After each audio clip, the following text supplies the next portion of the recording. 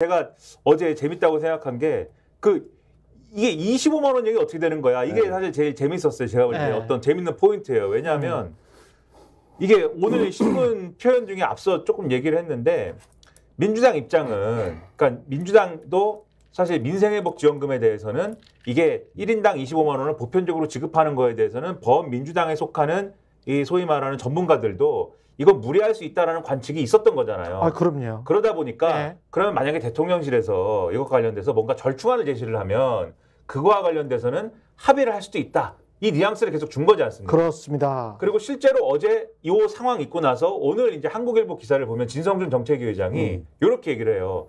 어제 어쨌든 이재명 대표가 민생회복지원금 필요하고 추경도 해야 된다. 이 얘기를 했지만 만약에 대통령실에서 이 저소득층의 국한에서라든지 그 두텁게 지원하자. 그렇죠. 그 부분과 관련돼서 뭐 액수를 조정한다든가 이 범주를 조절해 가지고 그런 뭔가 대안을 줬으면 우리는 아마 그거 수용을 했을 거다. 그게 정치지. 그렇죠. 그게 수용을 했을 거다. 왜냐하면은 경제 전문가시니까 아시겠지만 이 고물가 상황에서 인플레이션 상황에서 사실은 보편적으로 25만 원 주고 이런 것보다는 그 고물가 상황을 버티기 어려운 저소득층에게 쿠폰이라든가 이런 걸 통해서 사실은 일부 지원을 한다든가 이런 것들은 전문가 입장에서는 수용 가능할 수 있는 정책일 수 있잖아요. 그러니까 민주당이 이재명 대표가 그것까지 감안해서 보편적으로 25만 원을 다 지급하자라고 일단 질러놓고 거기에서 100을 지르고 80이나 70 정도에서 타협하자라고 했다면 그거는 고도의 정치행위를 한 거죠. 잘한 거예요. 근데 그러면 이제 받는 쪽에서 그렇게 나왔으면 이게 정치가 되는 건데. 그렇죠. 협치가 되는 건데. 그러면 이 이론대로 가려면 공을 이제 주고받기를 해야 되잖아요. 공을 그러면 누가 던져야 받을 거 아닙니까? 근데 어제 요 진성준 정책위 의장 표현에 의하면 제안을 안 한 것도 안 하더라는 거예요. 대통령이. 제안을 안 하고 역제안을. 오히려 오늘 신문 보면 어떻게 얘기했다는 거냐면 대통령이 이렇게 얘기했대요. 내가 다른 사람 얘기를 하면서 누가 나한테 그럽디다. 민주당이 하는 것보다도 훨씬 더 화끈하게 지원을 하자고 하기에 내가 그건 단칼에 잘라버렸습니다. 선을 확 그어버렸습니다. 그리고 아무 얘기도 안 하더래요. 그러니까 진성준 의원이 제가 보기에는 화끈하게 지원을 해. 어제 협상에서 정책적으로 그 파트를 맡았던 것 같아요. 그래서 다른 건 협의가 안 될 거고 근데 민생지원금 대통령이 그 선거 지고 나서 기회만 있으면 민생 얘기를 하는데 민생 관련돼서는 뭔가 용산에서 제한이 있지 않겠냐. 그럼 우리가 100% 전 국민 25만 원 지급인데 이걸 70%로 갖고 오면 어떡하지? 50%로 갖고 오면 어떡하지? 현금이 아니라 뭐 다른 방안을 갖고 오면 어떡하지? 당연히 이런 생각을 하겠지. 그러니까 요거에 대해서 진성준 의원이 안이 있었던 것 같아요. 그러니까 그러면 어느 선에서 예를 들면 그러면 들어가기 전에 어떤 협의도 있었겠죠. 근데 그렇지. 이 얘기를 자기 파트가 이건데 대통령실 아무 얘기도 안 하는 거야. 그러니까 이게 이해가 안 돼요.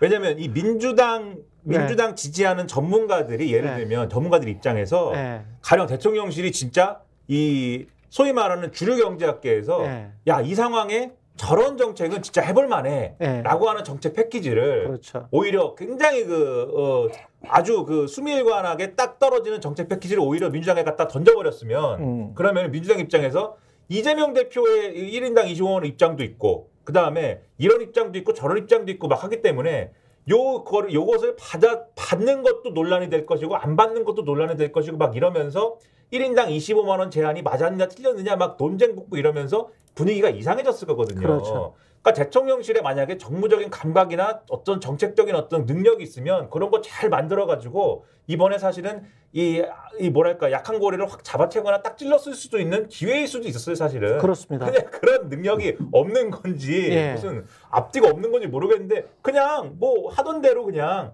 가던 길로 계속 가가지고 결국은 뭐만 남는 거냐? 아, 역시 대통령은 대안이 없구나. 그래서 하던 대로 하는 사람이구나. 그거만 남는 거예요. 변하지 않는 사람이구나. 지금 내수가 굉장히 안 좋기 때문에 저도 이 25만 원 보편적인 지급안에 관해서는 좀 비판적으로 이야기를 해왔는데 내수가 안 좋기 때문에 내수를 살리고 월급쟁이들 지금 현재 실업률도 그렇게 높은 편이 아니거든요. 그러니까 지금 현재 자리를 지키고 있는 월급쟁이들 할지 이런 사람들에게까지 다 주는 거는 좀 그렇고 자영업자들을 대상으로 해서 힘든 자영업자들에게 집중적으로 지원을 한다면 13조에서 10조로 낮춰도 엄청난 지원금을 엄청난 지원금이 됩니다. 근데 그런 것들을 정치적으로 그리고 정책적으로 그리고 굳이 그 정도 또는 뭐 조금 더 낮출 수도 있겠죠. 근데 그렇게 해서 인플레이션이 일어나지 않을 정도로 잘 생각을 해가지고 차근차근 지급을 한다면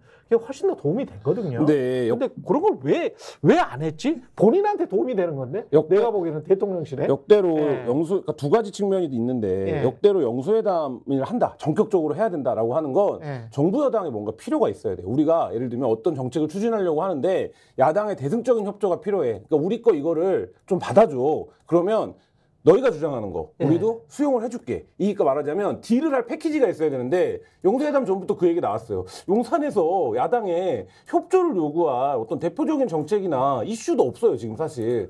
그러면 최소한 그걸 만들어 왔어요. 예를 들면 이런 거죠. 국민연금 관련해서 지금 공론 수기가 벌어지고 있는데 우리가 여기에 입장을 최대한 상식적이고 민주적으로 해서 안을 만들게. 그러면 그 안을 국회에서 야당이 뭐 거대 아니 근데 그거는 국회 공론화특위에서 이미 한 거야. 그러면 그거를 수기 민주주의를 한 건데 뭘 또 대통령실에서 따로 그러니까 예를 들어서 그래도 그러니까 여기서 안이 만들어지면 우리가 그거를 정부안으로 확정을 할게.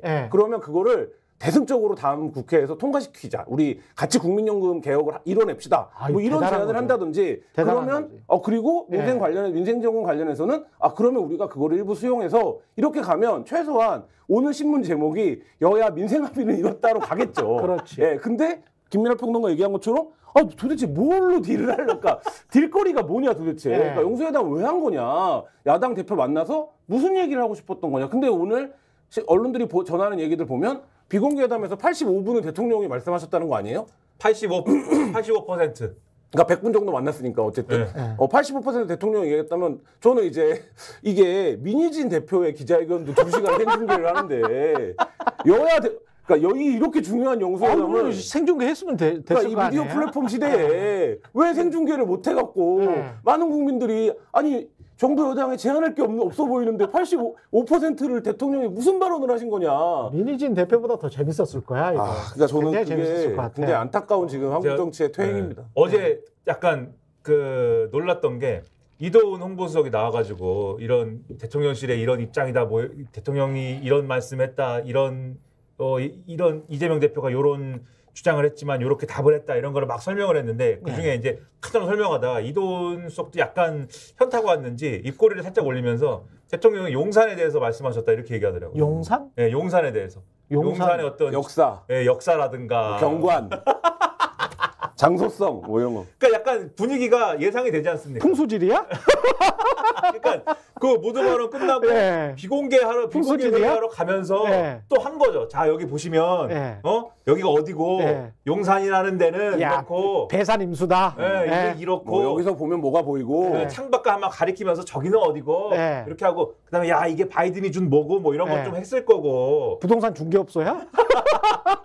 이런 모드로 얘기를 시작했으니 얘기를 얼마나 많이 두서없이 했겠어요. 그런데 그게 어떤 전략적인 정무적인 기획이 들어간 그런 발언들이 아니라 그냥 말 그대로 진짜 대통령이 계속 얘기한 것처럼 하고 싶은 얘기 한 거예요. 그냥 이게 어떤 전략이 들어간 게 아니라 황당한 거예요. 지금 이게. 스픽스는 말하는 언론입니다. 대세는 유튜브, 그중에서 스픽스. 좋아요, 댓글, 구독, 알림 설정. 여러분이 저희를 사랑해 주시고 우리가 여러분을 사랑하는 4가지 방법입니다.